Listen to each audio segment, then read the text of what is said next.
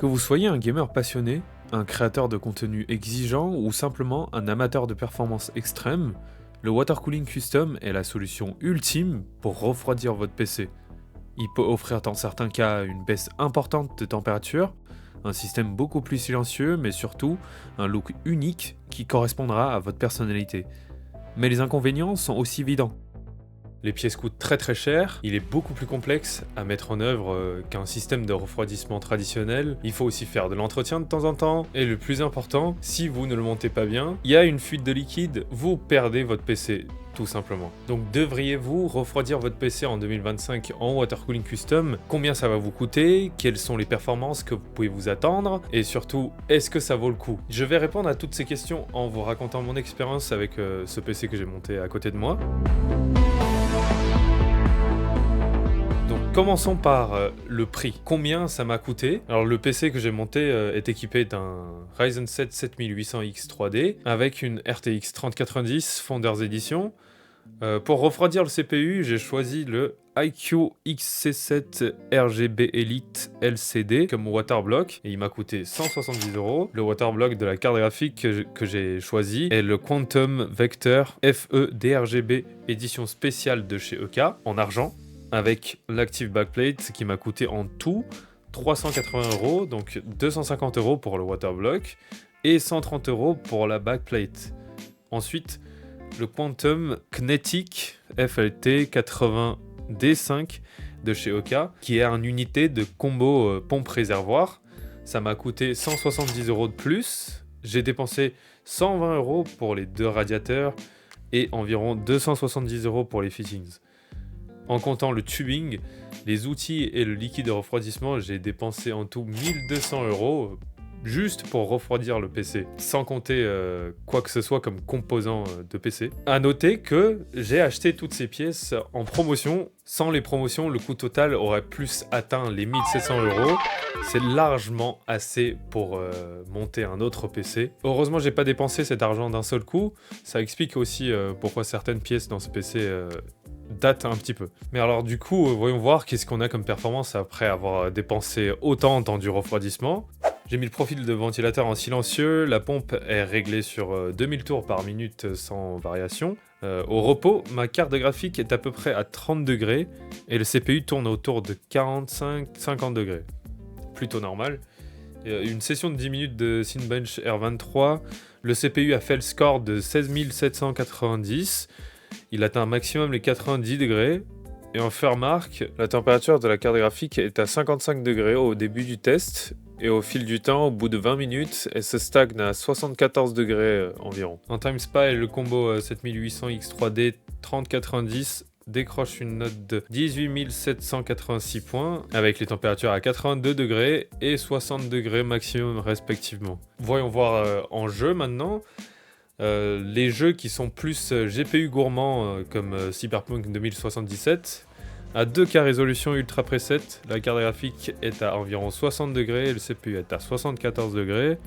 En jeu plus CPU intensif comme Valorant, la carte graphique atteint environ 56 degrés et CPU monte à 76 degrés. Vous remarquez peut-être que la température de CPU est un peu élevée. Ça fait partie de mes erreurs que j'ai commises pendant le montage. Je vous expliquerai tout ça en détail plus tard. Alors, par rapport au bruit sonore, je suis très satisfait. Personnellement, je suis quelqu'un de très sensible au bruit. Impossible pour moi de jouer dans un environnement bruyant. Ça me distrait tellement que je profite à peine du jeu. Avec ce nouveau système, j'ai un peu plus de tranquillité. La carte graphique ne me gueule plus dessus dès que je lance un jeu comme avant. Mais alors, est-ce que ça vaut la peine? Vous allez me dire du coup, bah non, pas du tout. Parce que la température reste presque la même. Et pour l'argent que j'ai dépensé, je ne gagne pas grand-chose à part le look.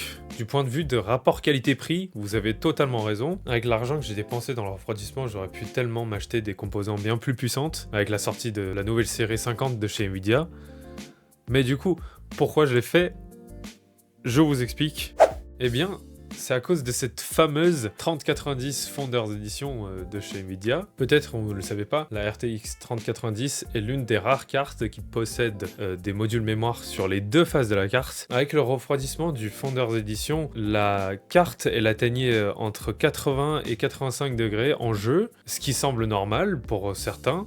mais les mémoires atteignaient plus dans les 110 degrés régulièrement, ce qui faisait planter littéralement mon PC en pleine session de jeu, ce qui est catastrophique pour le PC et pour mon expérience de jeu évidemment. Mais maintenant, avec cette solution de refroidissement, j'ai réussi à refroidir ces modules. Ils tournent autour de 60 degrés en jeu.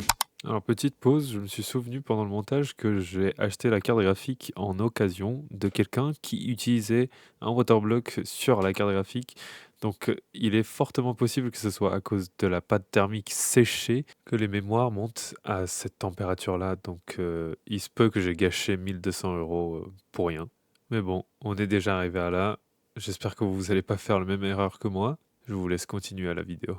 Même si sur le rapport performance-prix, je suis d'accord avec vous que cela ne vaut pas du tout le coup, mais le look d'un système en water cooling custom est irremplaçable. Que ce soit refroidissement par air ou en water cooling tout en un, par rapport à un système classique, nous avons une tonne de possibilités pour customiser votre PC en water cooling custom. Que ce soit des tuyaux qui sont en forme de cœur, que ce soit un PC en thème de bubble tea, vous pouvez les transformer en ce que vous voulez. Donc en fin de compte, c'est suivant votre moyen et votre préférence. Si vous voulez squeeze toute la performance que vous pouvez avoir pour votre budget, passez absolument le chemin, car de nos jours, le refroidissement stock fonctionne très bien pour les cartes graphiques, et pour le CPU, la plupart pourraient se contenter d'un water cooling tout en un de 240 mm ou de 280 mm, mais si vous êtes plus à l'aise sur votre budget, ou vous vous souciez plus de l'esthétique, comme moi, ou encore vous aimez juste tout simplement des challenges, dans ces cas-là, je vais vous donner quelques conseils pour vous éviter de faire les mêmes erreurs que moi. Alors le premier conseil, sélectionnez un boîtier plutôt grand pour commencer, comme le Lianli O11D, Height Y60 ou Y70, ou encore le Corsair 5000D. Ce sont des boîtiers qui sont relativement grands. Ne choisissez pas des boîtiers de moyenne tour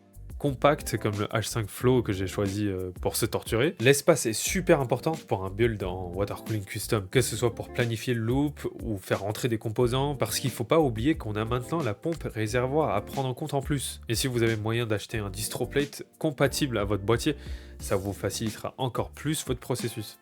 Mais tous les boîtiers n'en ont pas, donc vérifiez avant. Alors le deuxième conseil, c'est sur le choix de tubing.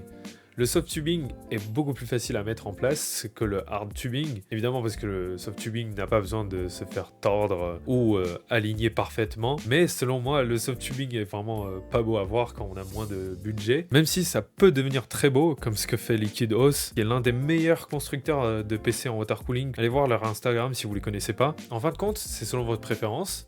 Mais si vous décidez de faire du hard tubing, n'hésitez pas du tout à mélanger du soft tubing avec pour des endroits qui sont difficiles à accéder ou difficiles de prendre des mesures. Ça vous réduira largement votre difficulté de montage. Troisième conseil, ne prenez pas des waterblocks, que ce soit de CPU ou de GPU, avec des aillettes trop denses, car il se peut que les poussières se bloquent entre les aillettes. On ne peut pas éviter qu'il y ait de la poussière dans notre loop.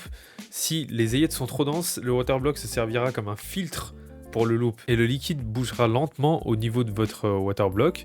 Ça ajoutera de la pression sur votre pompe en plus, ce qui va réduire beaucoup la performance de refroidissement et la durée de vie des composants. Et d'ailleurs, c'est pour ça que la température de mon CPU est aussi élevée. C'est à cause de ce waterblock de chez Corsair qui possède des aillettes trop denses, ce qui a bloqué les poussières justement. Alors, quatrième conseil, ne mélangez jamais de liquide de refroidissement qui vient de différentes marques.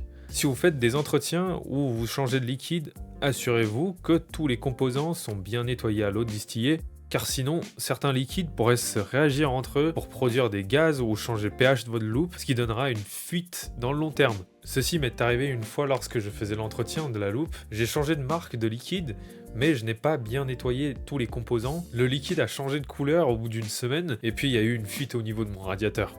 Donc faites gaffe à ça. Cinquième conseil, n'achetez pas les active backplates. C'est un gâchis d'argent, ça change presque rien sur la température parce que le waterblock a déjà une surface de contact assez conséquente sur le GPU et en plus ça rend la compatibilité de votre carte mère très limitée parce que ça ajoute une épaisseur au-dessus de votre emplacement PCI Express. Or aujourd'hui les cartes mères modernes sont adaptées à des SSD de nouvelle génération qui vont beaucoup plus vite mais qui chauffent aussi beaucoup plus. La plupart mettent un refroidissement énorme de SSD juste au-dessus de votre emplacement PCI Express, ce qui fait que si vous avez une active backplate, bah ça ne rentrera pas tout court, sauf si vous retirez le refroidissement du SSD, mais ça détruira l'esthétique de votre carte mère. Et voilà, c'est tout pour cette vidéo, merci d'avoir regardé jusqu'à là, j'espère qu'elle vous a été utile. Si vous avez d'autres questions, n'hésitez pas à me les poser en commentaire. À la prochaine.